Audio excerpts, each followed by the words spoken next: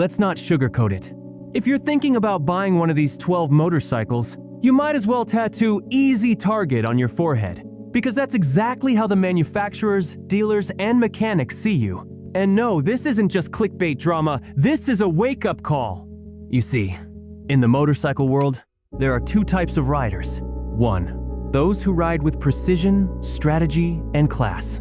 2. And those who get played, burned, and broken mentally, mechanically, and financially. Guess which group the buyers of these 12 bikes usually end up in?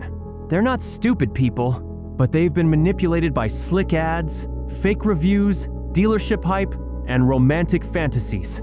These bikes? They sell dreams, but deliver breakdowns, regrets, and repair bills that hit harder than a street fight at midnight. Now you might be thinking, come on, a bike is a bike. What could be so bad? But that's exactly the kind of lazy thinking that dealerships pray for. Because every time someone ignores the warning signs like poor reliability ratings, cheap materials disguised as minimalist design, or engines that sound good but fail fast, another manufacturer pockets thousands while you become the joke of the riding community. Let me give you a harsh truth no one wants to admit. 90% of bad motorcycle purchases aren't caused by a bad bike, they're caused by a rider's ego. That desire to look cool, to go fast, to buy what the crowd's hyping. You think you're making a bold, rebellious choice, but in reality, you're just following the herd into a financial slaughterhouse. You know what's even worse? These bikes have patterns. Clear, visible, obvious patterns that scream "stay away." Multiple recalls, complaints about overheating, cracking frames, weak resale value, expensive maintenance with zero long-term payoff, fake premium branding slapped on parts that barely last 10,000 kilometers, and yet people still buy them. Why? Because they're sold a fantasy of power, of speed, of belonging to some badass club that doesn't exist. But let me break that illusion. Real riders don't ride junk. They don't fall for gimmicks. They research, they analyze, and they ask the brutal questions. So if you're the kind of person who buys bikes just because the exhaust sounds angry or the bodywork looks sexy on Instagram, you're about to become a walking, talking cautionary tale. And that's exactly what this video is here to prevent. In the next few minutes, I'm going to expose the 12 motorcycles that are money traps in disguise. Bikes that look hot on the outside, but inside? They're a ticking time bomb of poor engineering, frustrating design, and downright stupid decisions made by their creators.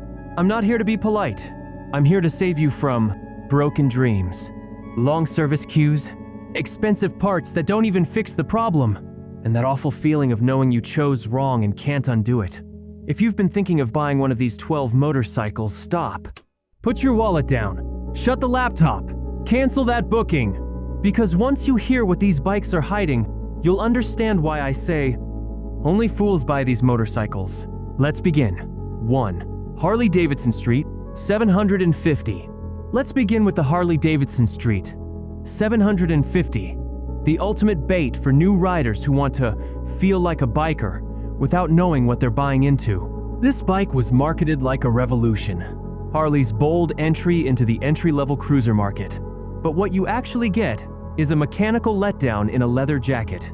You see, Harley tried to cut corners to hit a cheaper price.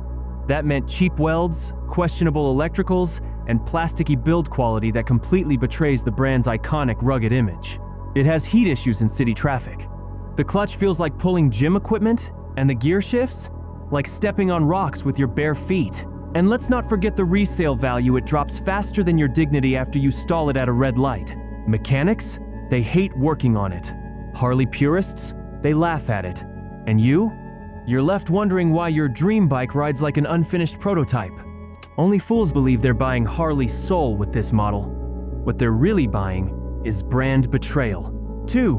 Royal Enfield Himalayan, pre-2022. The Royal Enfield Himalayan was supposed to be India's gift to the adventure bike world.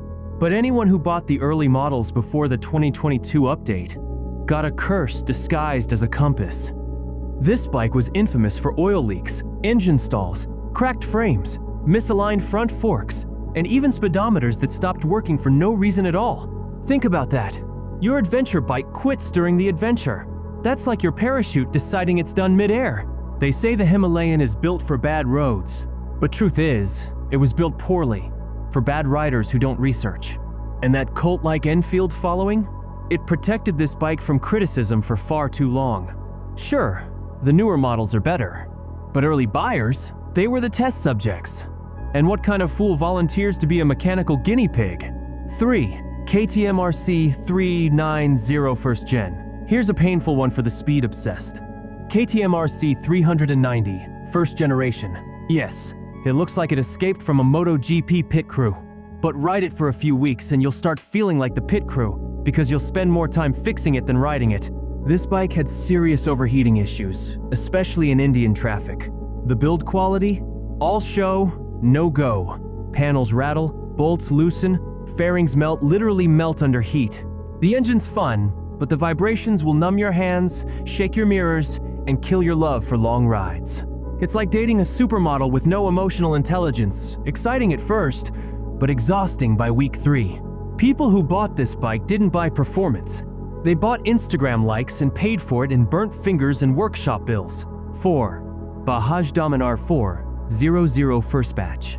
Ah yes, the power cruiser of India. But the first batch of Bajaj Dominar 400 second was more like the disappointment cruiser. The marketing screamed, "Dominate the roads!" But what it delivered was a confused identity, poor refinement, and software bugs that made no sense. ABS sensors would fail, side stand sensors acted possessed, and the gearbox? It felt like you were grinding gravel every time you shifted. And for a bike this bulky, they gave it stock tires so cheap, you'd think they were designed for shopping carts.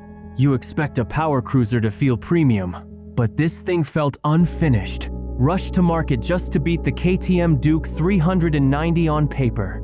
Only fools chase spec sheets. Wise riders chase real-world performance. The early Dominar? Big numbers. Small soul. 5.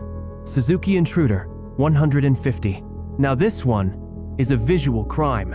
The Suzuki Intruder 150 is what happens when a designer says, "Let's make a cruiser look like a spaceship," then forgets the laws of proportion, taste, and dignity. It's based on the Gixxer 150 engine, a fine engine, but it simply doesn't belong in a heavy, bloated cruiser body. The result? Underpowered, overweight, ugly as sin. It rides like a depressed Gixxer with body dysmorphia. You don't cruise on this bike, you crawl, while people stare wondering what weird experiment you're riding. The exhaust looks like a prop from a rejected superhero movie. The ergonomics? Your knees are confused. Your spine is angry. And Suzuki? They quietly killed the bike without even saying goodbye.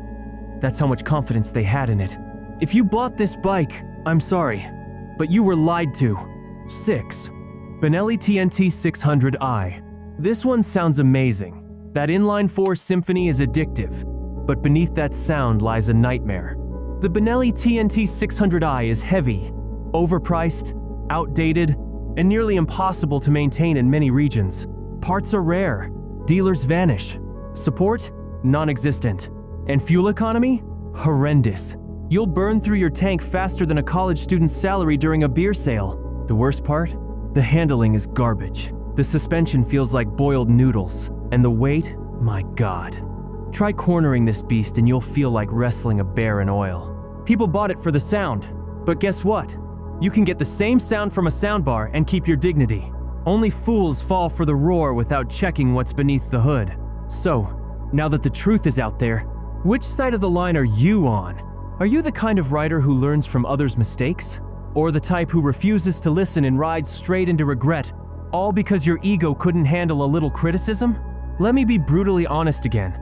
If you own any of these bikes, you now have 2 choices. 1. Keep defending your mistake, pretending it's the best decision ever, and stay stuck with a machine that laughs at your bank account every month. 2. Or finally admit that maybe, just maybe, you were manipulated by the hype, the branding, or that sweet exhaust sound. And hey, maybe you're thinking, "You're wrong, bro. My bike's never given me trouble." That's cute, but here's the thing. Just because the grenade hasn't exploded yet doesn't mean you're safe holding it. The real question isn't, is your bike still running? The real question is, how long before it betrays you? Now I know this video is going to trigger people. Some will get defensive, some will cry in the comments. But I'm not here to comfort your poor choices.